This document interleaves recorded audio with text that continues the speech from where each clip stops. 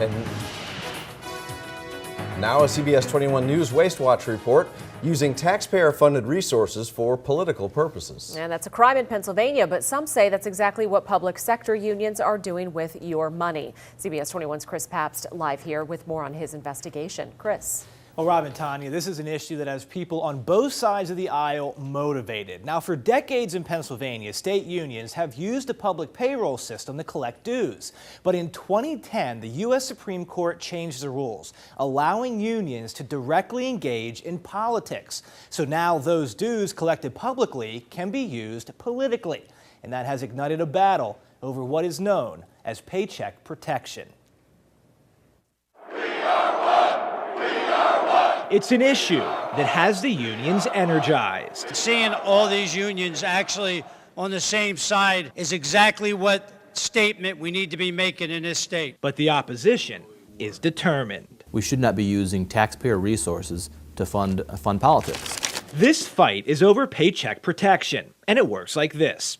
When unionized public employees like teachers, toll collectors, and road workers get paid, their dues are automatically deducted by the state and transferred to the union.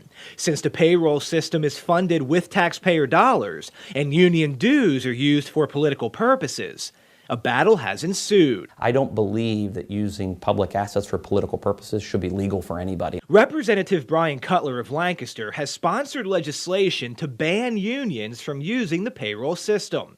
Government figures show in 2013, Pennsylvania's largest public sector unions collected $170 million and spent $9 million of that for political advocacy. You'll never walk me down the aisle on my wedding day. Including commercials like this. Tell your state senator to say no to liquor privatization. We don't want other children to lose their parents. Money for that ad was transferred to the union by the state payroll system. Cutler and his supporters equate this to politicians like Mike Vion and Bill DeWeese, who used taxpayer resources for political purposes and went to jail. Why do we treat essentially the same kind of activity differently? We're not using taxpayer dollars to do something illegal. Rick Bloomingdale is the president of the AFL-CIO. What they're trying to do is silence the voices of workers. Bloomingdale admits it would be expensive for unions to collect their own dues, and he's not arguing unions aren't political. Just look at his office. But this system was set up 40 years ago, and he says it makes sense to continue using it.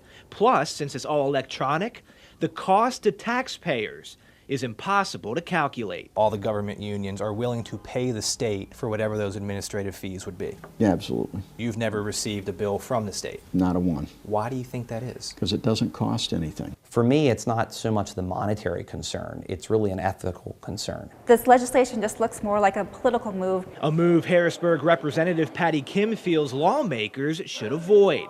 Payroll deduction is negotiated into union contracts.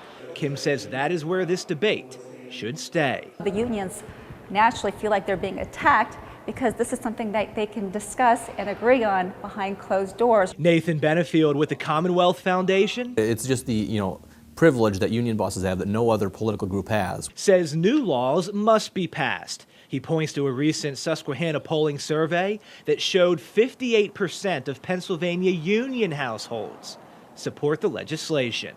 Workers might support Commonwealth Foundation's agenda, but if we said, hey, you should take money out of every worker's paycheck to give to the Commonwealth Foundation, there'd be an outcry. But that's exactly what we're doing at the state level for unions. Now, it should be pointed out that firemen and policemen are exempt from this legislation. Unions say that's because it's purely political. Supporters say it's because emergency personnel are under a different section of the law since they can't strike, making passing that new legislation more difficult. And Governor Corbett did announce today that he would support paycheck protection if it did get to his desk.